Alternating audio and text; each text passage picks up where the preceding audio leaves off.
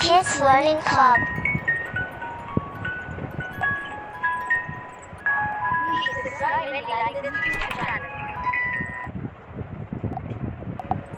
Timo's First Day of School, written by Jason Brown.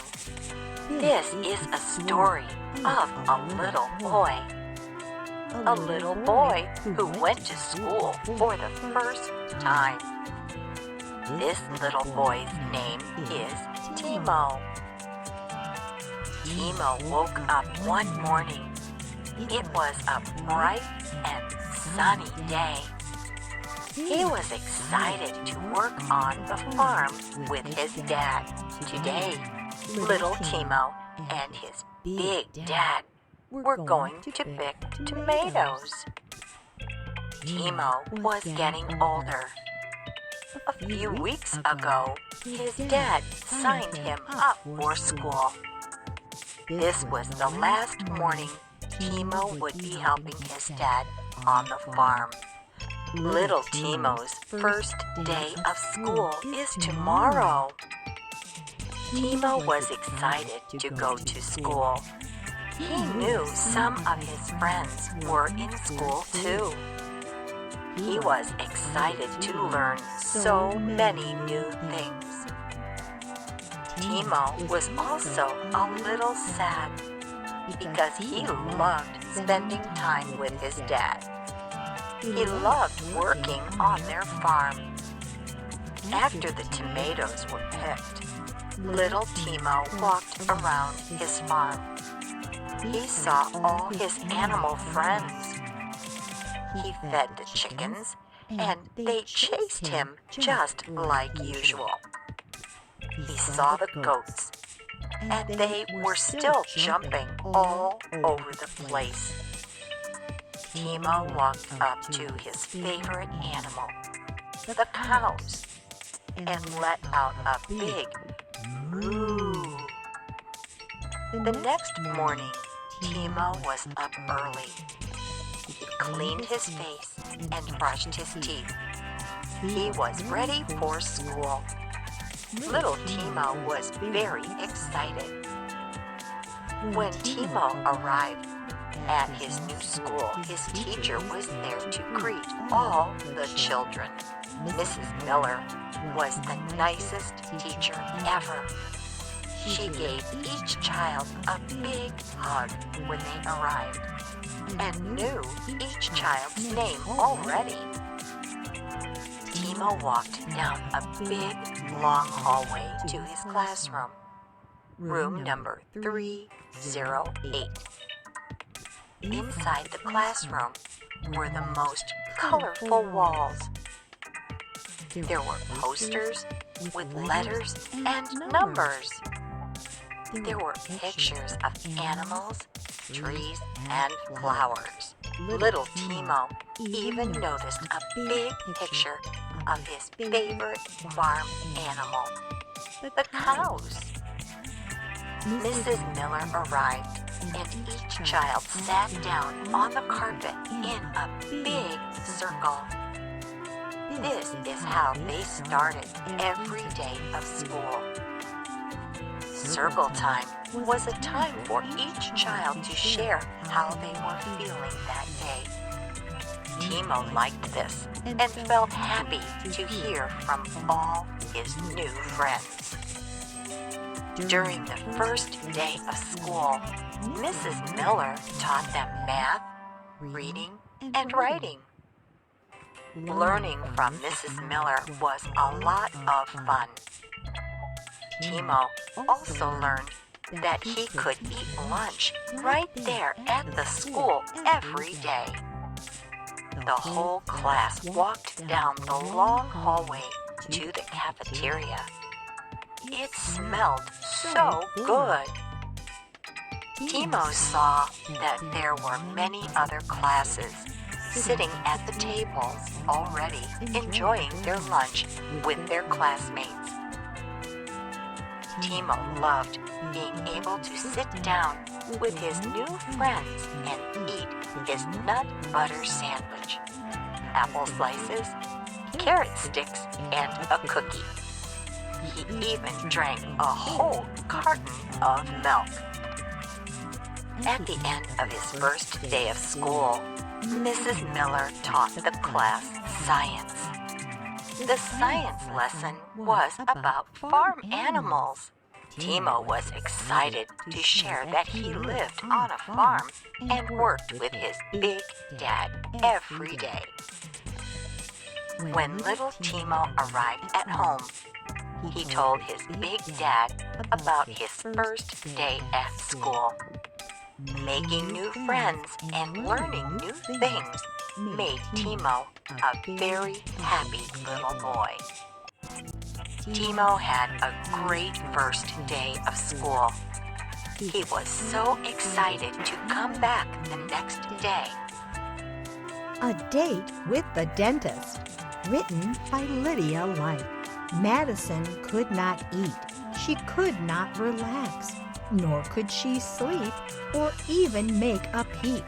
In fact, all she did was weep and weep.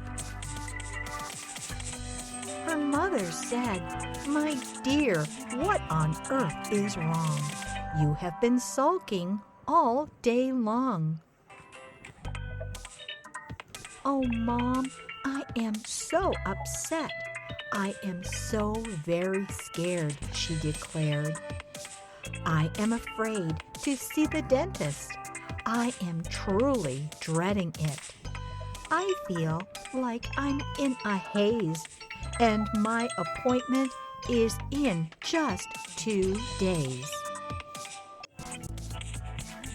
Her mother wondered why it was so that Madison did not want to go. Madison yelled out, "The dentist's office is a scary place. It smells funny, kinda like medicine. And then the dentist gets up in your face with all kinds of yucky fluoride and weird picks and drills is enough to give you the chills. And when the dentist finally pokes at your teeth, it hurts as if she's scraping the nerves underneath." Her mother replied, "Well, my dear, you must visit the dentist at least once a year. So I'll have you know that you simply must go."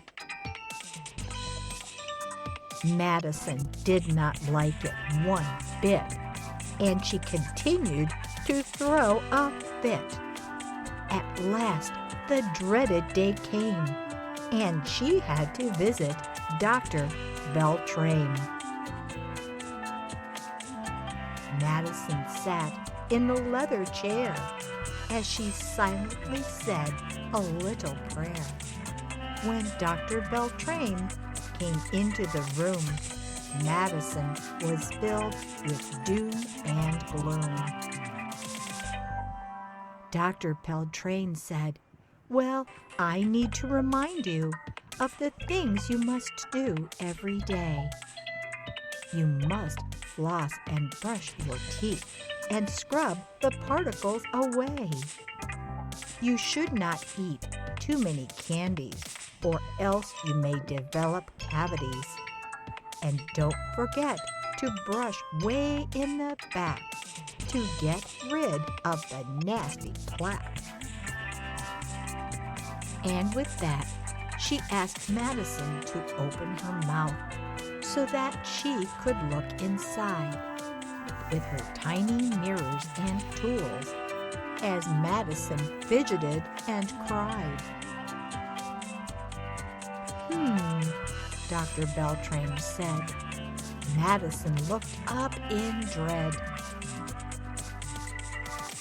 "Actually, your teeth are fine. Everything looks quite clean. Your teeth are so spotless that they shine.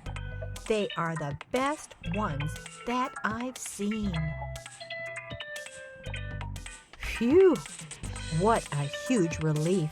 Madison was in disbelief.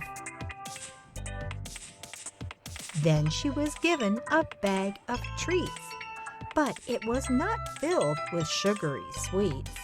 Instead, there were some tubes of toothpaste, each with a different taste. Madison exclaimed, "Mom, I don't know why I was so sad. It really wasn't all that bad. From now on, I will no longer be afraid. I will visit the dentist at least once a year, and I will not shed a single tear." Odie Learns to Say Goodbye, written by Lydia Light. Everything in Cody's life was just dandy. He had loving parents and the best big sister in the world, Tracy. He also visited the rest of his family quite often. Whenever there was a special occasion, all his aunts, uncles, cousins, and grandparents would get together. On top of that, he had awesome friends, and he even loved his school. Life was as juicy as a peach. The following night, Cody was sleeping peacefully when he suddenly woke up with a startle. Crash! What was that noise? It sounded like it was coming from the kitchen. Maybe there was an intruder? He grabbed his flashlight and fearlessly ran downstairs to investigate. His parents were there. They had knocked over a vase by accident, and it got broken into a gazillion little pieces. "Is everything okay?" Cody asked with hesitation. He didn't understand what was happening, but he could sense that something wasn't right. "Cody," his mom began, "I have some terrible news." Her voice was shaking. Cody felt nervous and was trembling right down to his fingertips. "Your grandfather passed away," his mom finally said. Cody tried to understand. "Wait a minute, what does it mean to pass away?" Cody had to ask. "Well, it means..." His dad paused, as if to search for the right words. Gramps won't be coming by anymore." "What? Not coming by?" "Oh," Cody said, "when will he come back? Did he go someplace?" The room was filled with silence. A few moments later, his dad spoke again. "No, you don't understand, son. It means Gramps is never coming back."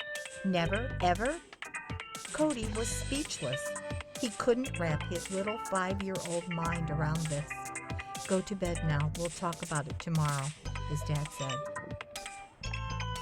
The next morning when Cody woke up, he wondered if it was all a dream, a simple figment of his overly active imagination.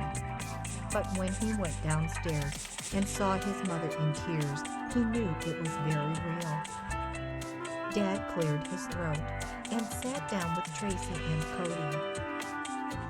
"Kids, last night Gramps' heart stopped working. The doctors couldn't fix it, so he died. Remember that time when we went to the park and found a dead bird? Well, it's like that.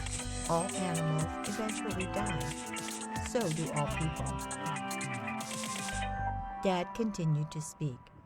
"We are all very upset right now.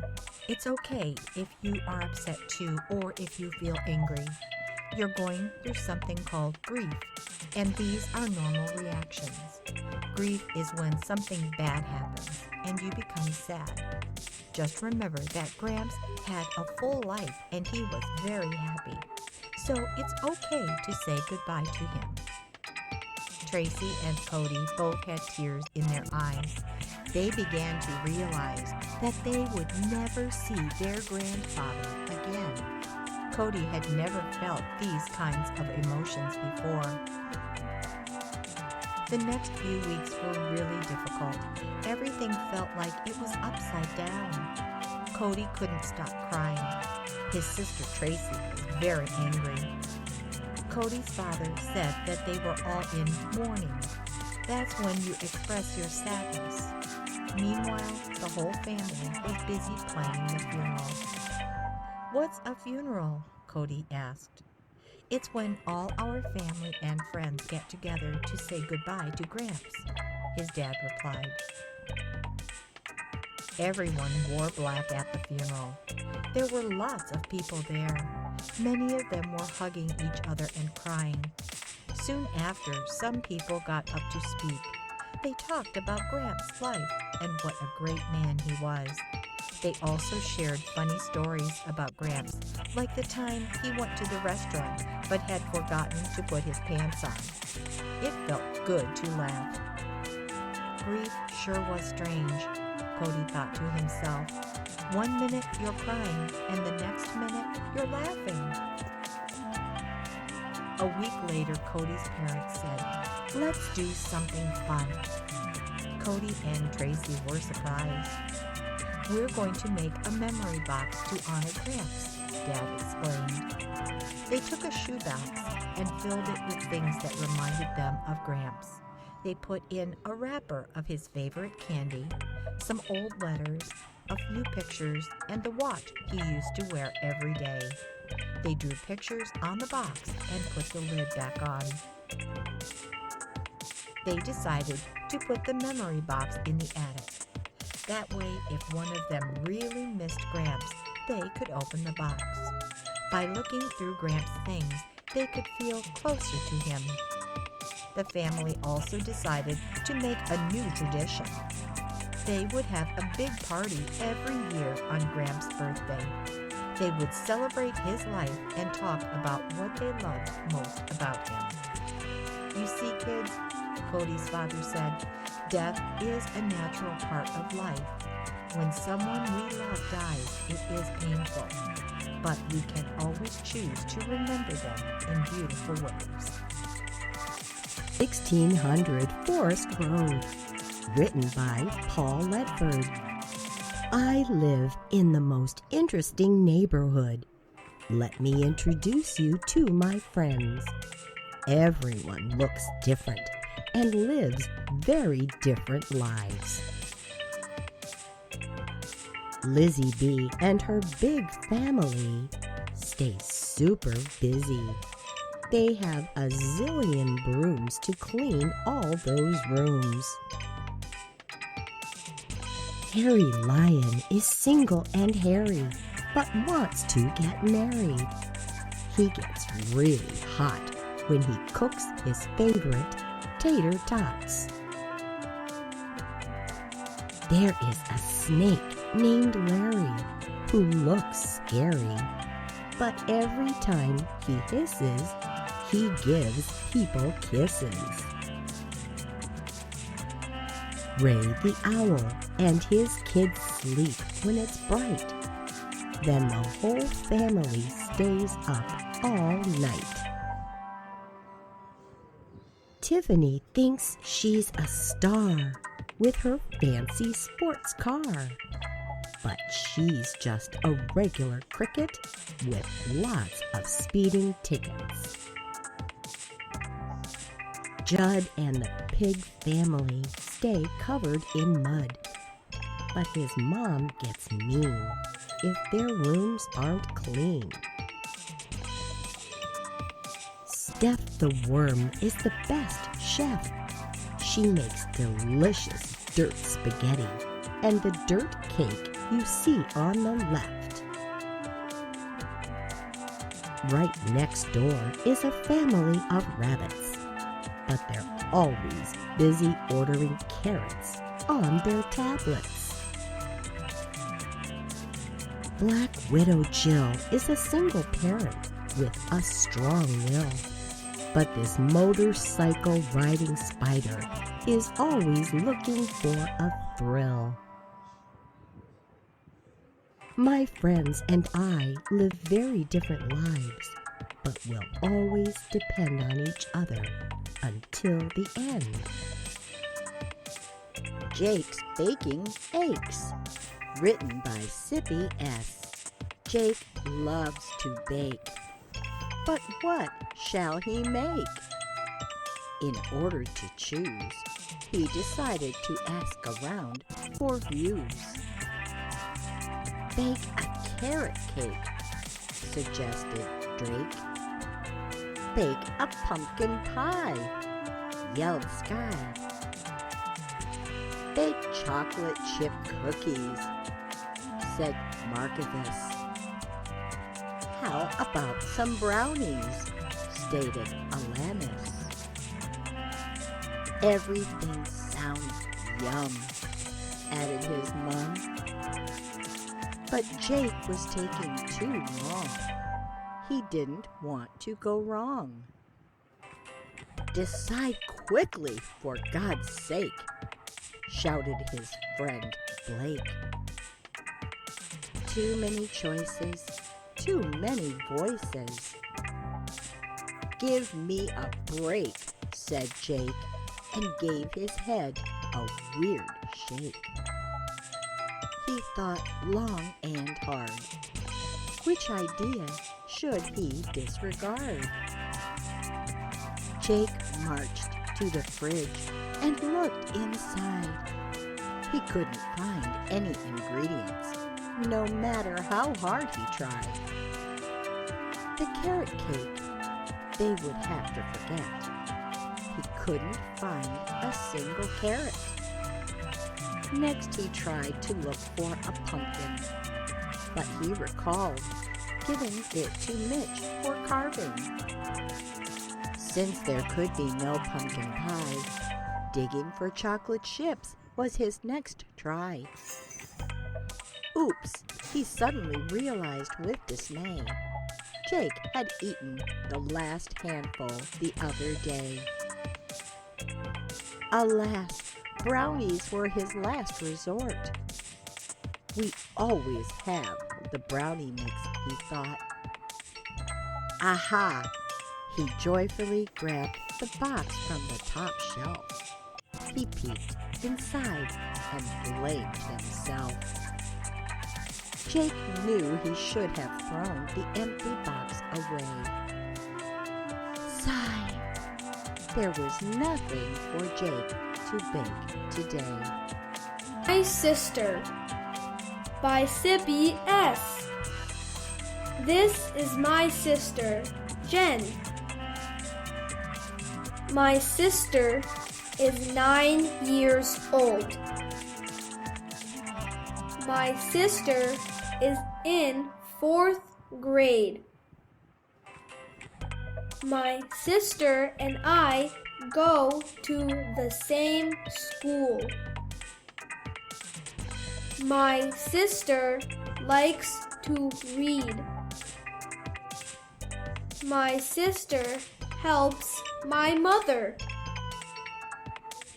My sister helps Papa. I love my sister. Boy and the Walnuts, a Smart Kids Club publication. Christos came running inside to his mother. Mother, may I have something to eat? I am hungry, he said. But it's not lunchtime yet, Christos.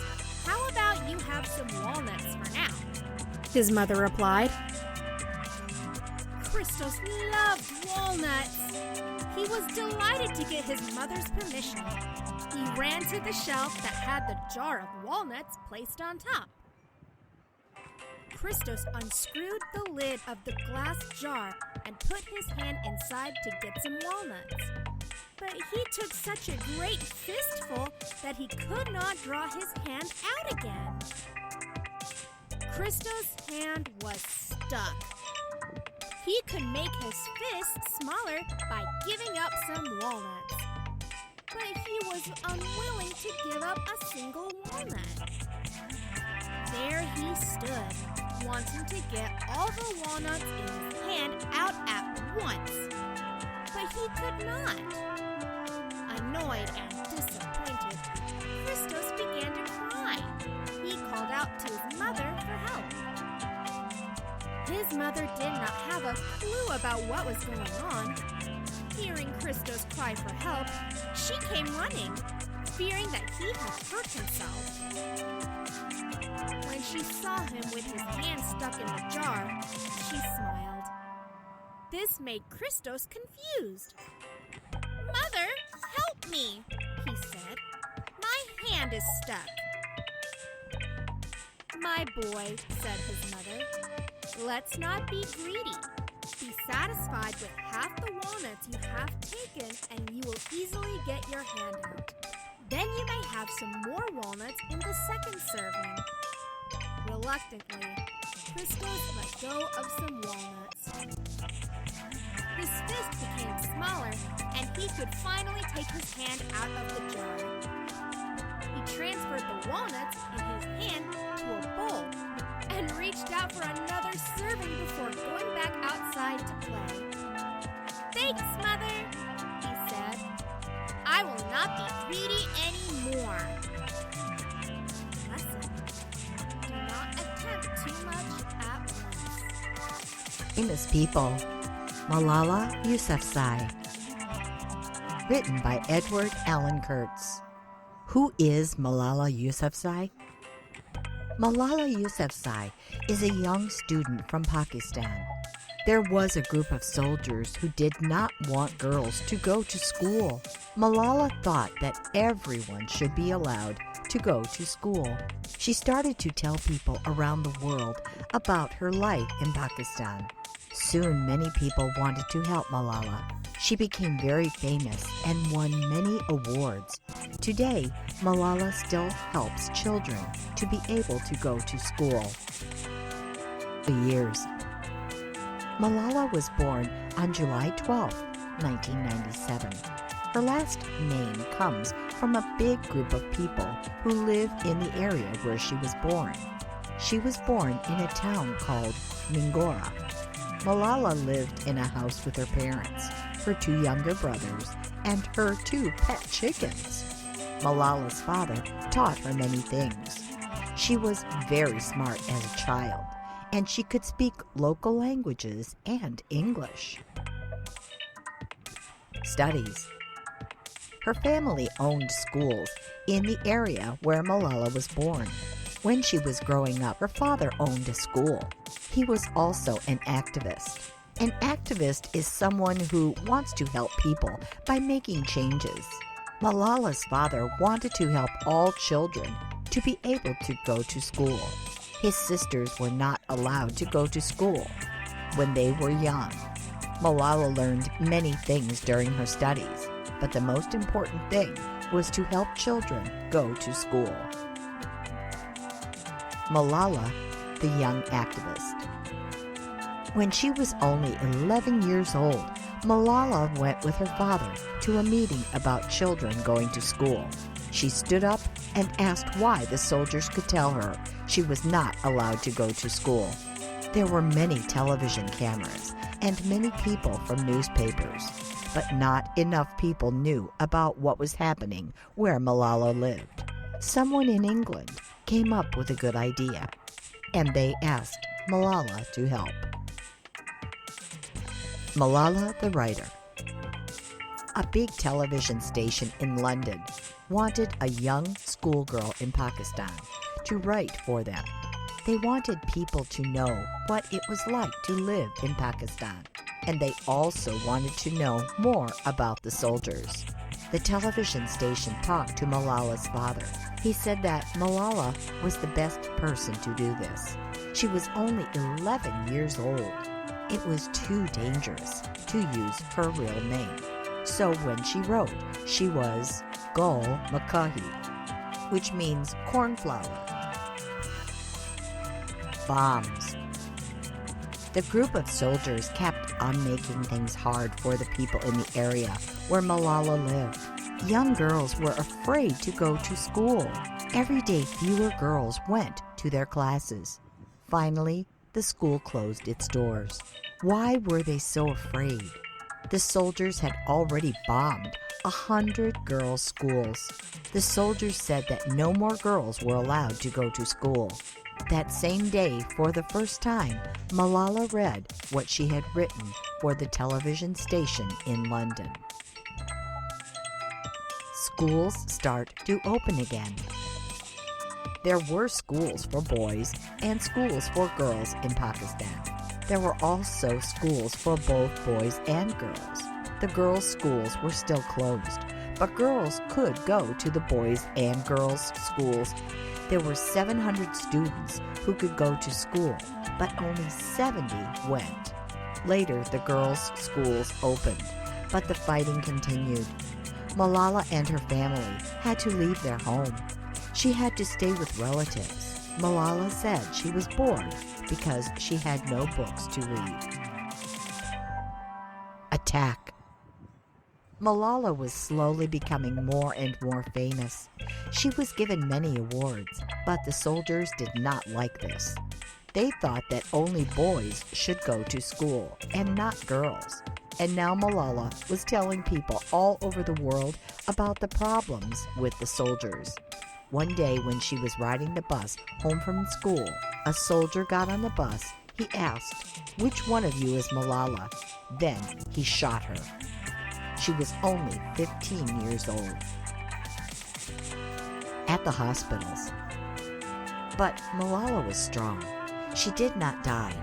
She was taken to a hospital in a big city. The doctors operated on Malala for 5 hours. The bullet went through her brain and then went to her shoulder. It was a very scary time for Malala. The doctors sent her to another hospital in Pakistan for more help.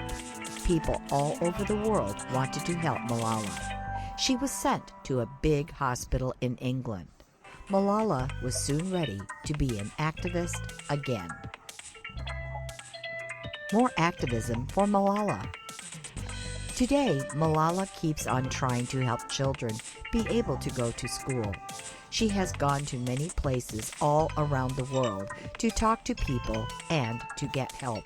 She talked at the United Nations in New York City. She talked at Harvard University.